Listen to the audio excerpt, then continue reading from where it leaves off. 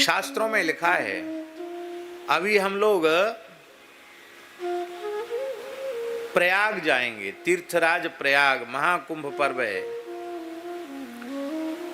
उस महाकुंभ पर्व के समय लघु भारत नहीं, एक प्रकार से लघु विश्व वहां उपस्थित होने वाला है। कम से कम 40-50 करोड़ लोग वहां जाकर स्नान दर्शन लाभ प्राप्त करेंगे। पूरे देश के साधु संत मठ मंदिर अखाड़े सब वहां पहुंच रहे हैं। बड़ी जोर की तैयारी हो रही है।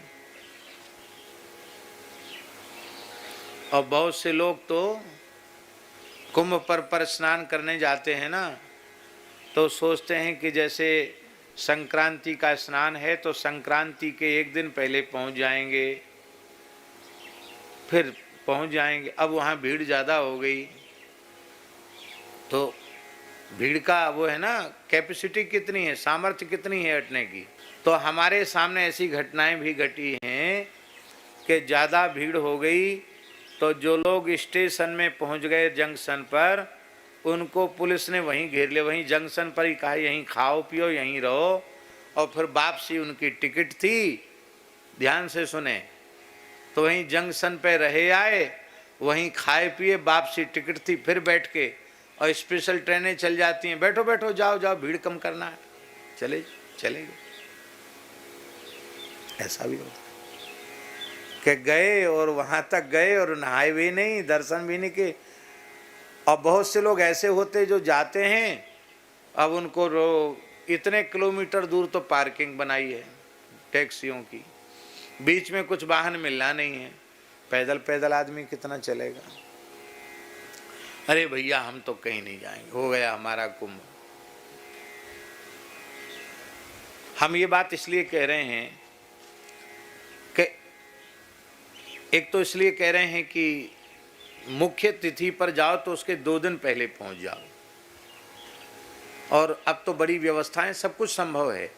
लेकिन हम जो बात कह रहे हैं, मान लो आप व्यवस्था पूर्वक पहुंच भी जाओ तो जाने का समय, आने का समय, कुछ न कुछ रहने का, तो 2-3-4 दिन का समय तो आपका लगेगा कि नहीं लगेगा। समय भी लगेगा, श्रम भी होगा, धन का व्यय भी होगा कि नहीं होगा। यहाँ पंखा चला रहे हो, वहाँ कंबल रजाई से भी हु करना पड़ेगा, वहाँ इतनी ठंड है वहाँ।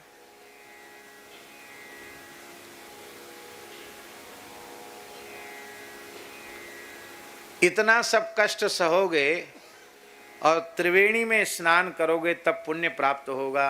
अब हम जो बात कह रहे हैं, आर्ष वचन, भगवान व्यास कह रहे हैं, गो माता के पीछे पीछे चलकर जो गो गाय के खुरों से उड़ी हुई रज वो जब किसी व्यक्ति के ऊपर पड़ती है तो उसे त्रिवेणी स्नान का पुण्य प्राप्त हो जाता, कुंभ स्नान का पुण्य प्राप्त हो जाता। अब ले साहब, 12 साल में एक बार कुंभ आएगा और गैया चराओ, गैया के खुर की रज ऊपर पड़ जाए तो कुंभ स्नान हो गया, तीर्थराज प्रयाग का स्नान हो गया। 2 पैसा भी खर्च नहीं हुए। इतनी महिमा है गौ सेवा की। और समस्या तो यही है, क्लिष्ट साधन ही लोगों को लगता है कि हाँ हमने कुछ किया, हमें कुछ पुण्य मिला। सरल साधन करने पर लोग अरे कुछ नहीं, राम राम करने में क्या। अरे भैया, एक राम नाम के पुण्य की बराबरी सभी वैदिक कर्म एक साथ हजारों बार किए जाएं, उनसे जन्य जो पुण्य होगा वह पुण्य, और एक बार श्री राम नाम के उच्चारण का पुण्य, उस पुण्य के 16वें अंश की बराबरी कोई सत्कर्म नहीं कर सकता। पर इस नाम में प्रीति किसको है, नाम में विश्वास किसको है। माई मेरे श्याम लगो